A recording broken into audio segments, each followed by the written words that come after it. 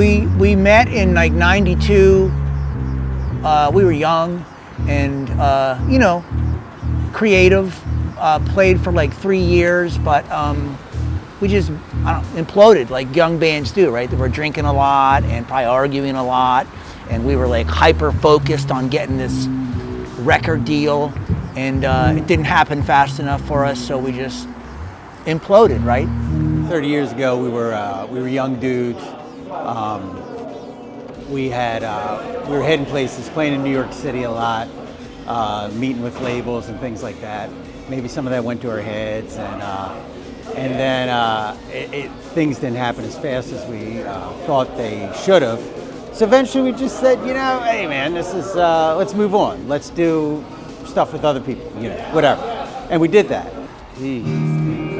Guys, there was a lot of turmoil at the end of our first stint.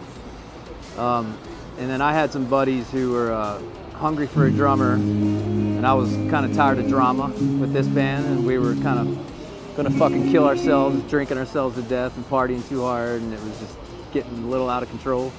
So I kind of hauled ass, and I think they kind of tried to find some other people or get versions of the band after the original Ephram Bonus, but I don't know. I don't think anything ever came of it. We stopped like any other band from the 90s who probably just got tired of making no money. And we probably got tired of each other at some point and had to move on. 30 years go by, you know, people get married, kids are born, you know, ups and downs of life.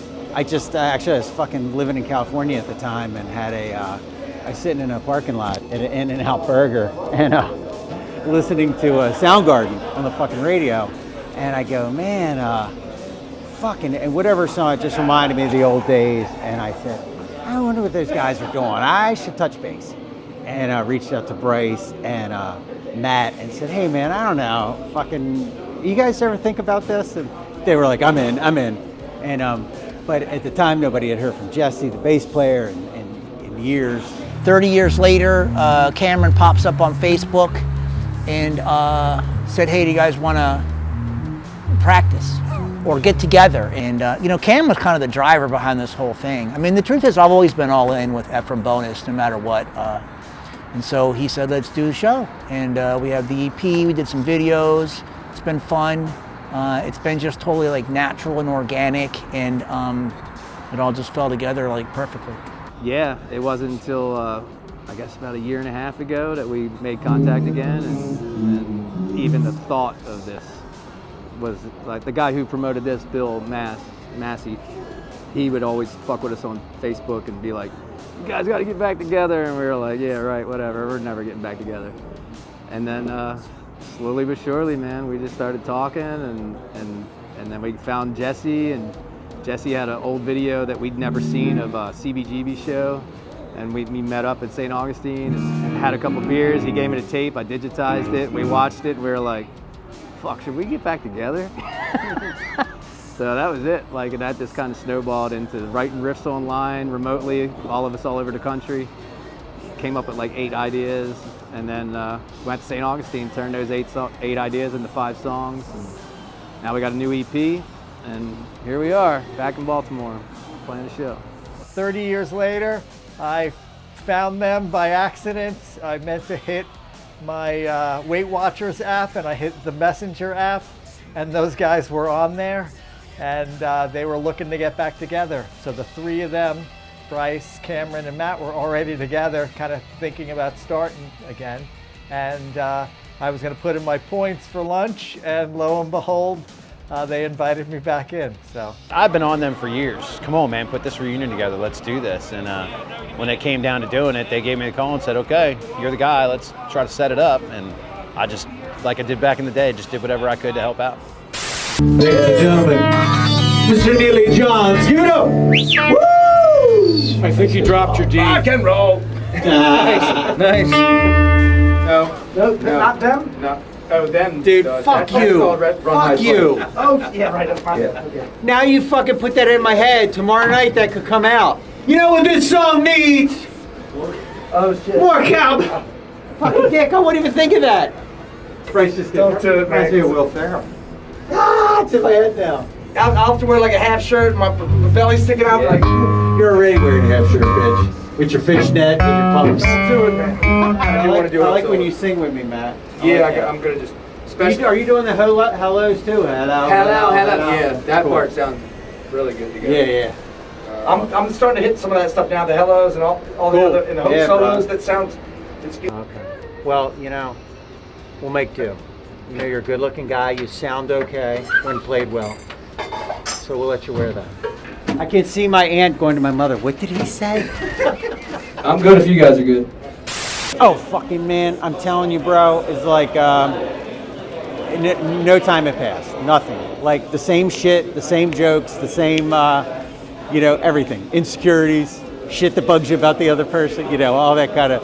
Just being buddies, just being friends was right back to that, time. We were just boom. It was the 90s again. Same shit. So It's magical that we still, like, it's weird that we all still look good. And that we're all, we're in good shape, but like, and everybody's been successful, like in their personal lives, no one's in prison, no one died, nobody overdosed. I'm sober now, Cameron's sober now. And, it's just been magical, the whole thing. It's just, like I said, it just flowed organically, and it's just been inspirational to me. Oh, this is just fun. It's just been like flowing, it's been like, I've had very, like, zero expectations. And we're just kind of doing our thing, and maybe that's why it's working out so well. But there's no expectations. I assume it's going to be packed. There's going to be a ton of people we haven't seen for a while, and we're going to go up there and we're going to, rock. And it's basically it. Just fun. Just get over 30 years of anxiety of what if we played it together again. So that's all it is to me, is to kind of fulfill a dream and a nightmare of wondering what I would be like if I didn't have my pants on, or I forgot my guitar strap, something like that. But nothing, no expectation other than to have some fun and to get back together. And it's wonderful seeing everybody here tonight. People I haven't seen in 30 years. So it's neat.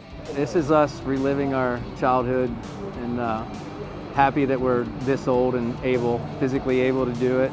I've had 2 back surgeries. Physically being able to play this music, the shit that we were doing when I was 20 years old, it's cool. It sounds good, to me anyway. Since I've started practicing with these guys, I'm blowing through 2 pairs of drumsticks in one rehearsal. Like, I'm breaking shit. So I'm playing like I was when I was a fucking kid, And luckily I'm still able to fucking do it, so. And it's just gonna be fun, man. We're gonna see a lot of old friends, people we haven't seen in a long fucking time. And those guys are sober, which is awesome, because they weren't fun when they weren't.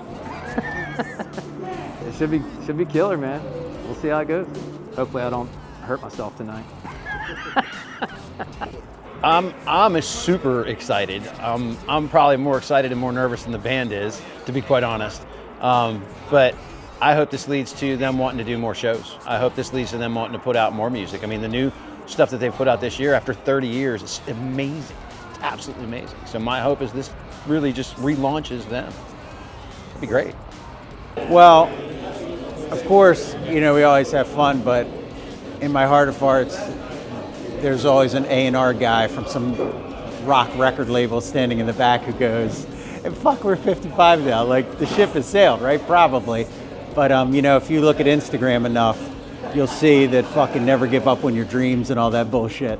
So, we say that the young people are really inundated with that shit. It works on us too, man. So we're, and I tell you, all kidding aside, like, we're just happy.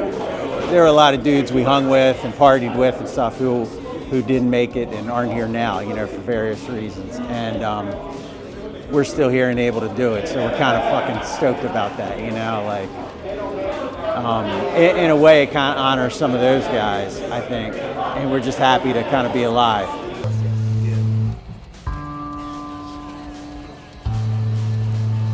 So basically, the band got together for 3 years.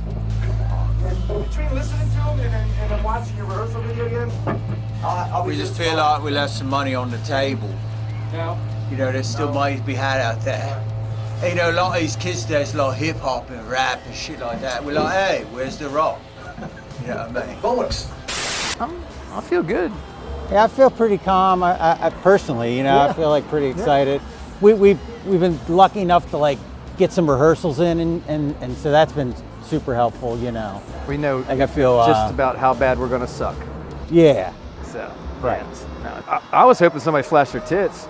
Moist panties on the stage is my goal, but I just Teach hope his I don't own. fuck up. Yeah. Well, you're Jesse's just like thinking, God damn it, I can't show the kids this either. Yeah. You fucking dicks. St. Johns County's gonna fire me. I'm fucked. I'm so fucked. I love you, kids.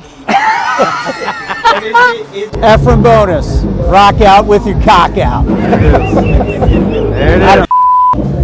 Rock out with your penis out.